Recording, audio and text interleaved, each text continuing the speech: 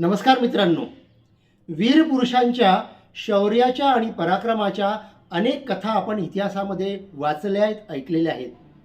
परंतु ह्या झाला जुना काळ. आजच्या काळामध्ये अशा प्रकारचा पराक्रम आणि शौर्य घडत नाही का? तर मित्रांनो, आजच्याही काळामध्ये अनेक घटना ह्या शौर्याच्या पराक्रमाच्या सातत्याने घडत असतात, परंतु त्या आपल्यापर्यंत माहीत होत नाही. अशीच एक सत्य घटना अगदी आताच्या काळातली म्हणजे 2010ची मी तुमच्यापुढे सांगणार आहे, की जी ऐकून तुम्ही नक्कीच स्तिमित व्हाल. मित्रांनो, विष्णू श्रेष्ठ हा गुरखा रेजिमेंटचा एक सैनिक, जो की आपली सैन्यामधली आपली पूर्ण काळ संपवून तो आपल्या गावी परत जात होता, गोरखपूरला.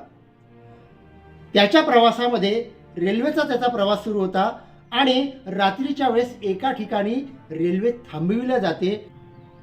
त्याच्या बोगीमध्ये 40च्या जवळपास सशस्त्र गुंड हमला करतात, घुसतात आणि लोकांना लुटायला लागतात.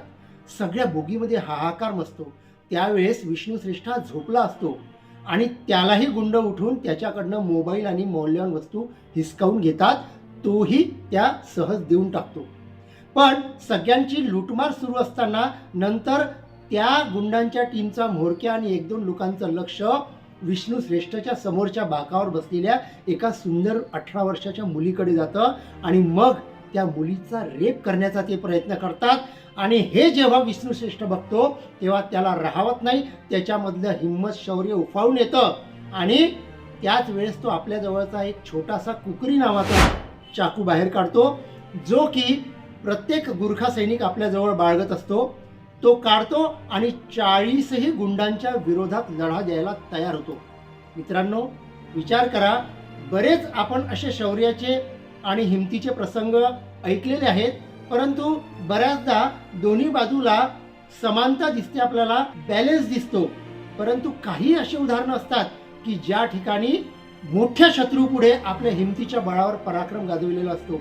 इतिहासामध्ये आपण पाहिलेलं आहे, बाजीप्रभू देशपांडेंनी जेव्हा घोडखिंडीमध्ये शत्रूला रोखून धरलं होतं, तेव्हा त्यांच्याजवळ अवघे 300 सैनिक होते, जे की रात्रभर चालून चालून दमले होते आणि त्यांच्या समोर जवळपास 10,000 ताज्या दम्याचे सैनिक घोड्यावरून धावत आलेले होते. त्यांच्या विरुद्ध त्यांनी लढा दिला होता आणि शिवाजी महाराजांचा जीव वाचवला होता.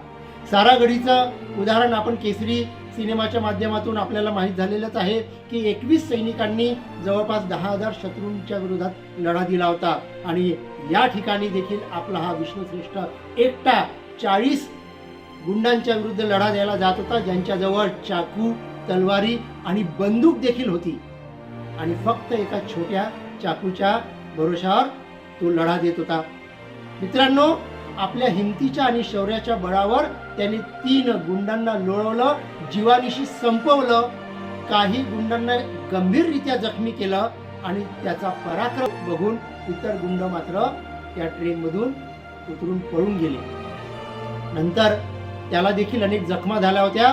2 महिने त्याला हॉस्पिटलमध्ये भरती राहावं लागलं. आणि जेव्हा मीडियाने त्याला याबाबत विचारलं की इतकी हिंमत तुम्ही कुठून आणली, ट्रेनमध्ये इतके लोक असताना कोणीही त्या गुंडांचा विरोध करत नव्हते, तुम्ही कसं काय हे करू शकले, तेव्हा तो म्हणाला की मी एक सैनिक आहे आणि सैनिक म्हणून मी या देशाकडून पगार घेतो. त्या पगाराचा उद्देशच आहे की या देशातल्या लोकांची सुरक्षा माझ्याकडून व्हावी आणि म्हणून त्या ठिकाणी देखील त्या मुलीची सुरक्षा करण्याची जबाबदारी ही माझी आहे असं समजून मी त्या गोष्टीसाठी लढा दिला.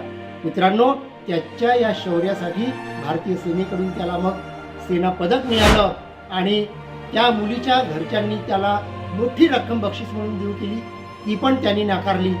अशा प्रकारची शूर आणि हिंमत दाखवणारे लोक आजच्याही काळात आहेत, हे आपण मानायला पाहिजे. त्याच भरोशावर आजचा आपला समाज टिकून आहे. आपल्यातल्या प्रत्येकामध्ये देखील कुठेतरी असं शौर्य दडलेलं असतं, परंतु आपण त्यावेळेस त्या गोष्टीला हार मानतो. मित्रांनो, एक चांगला समाज जर आम्हाला घडवायचा असेल, एक शांततामय आणि सगळ्या स्त्रियांना, सगळ्यांना सुरक्षित असा एक समाज जर आम्हाला अपेक्षित असेल, तर कुठेतरी गुंडांच्या दहशती विरुद्ध किंवा अशा वाईट गोष्टींचा विरोध आम्ही दाखवला पाहिजे. आजचा माझा व्हिडिओ जर तुम्हाला आवडला असेल तर नक्की याला लाईक करा, शेअर करा. धन्यवाद.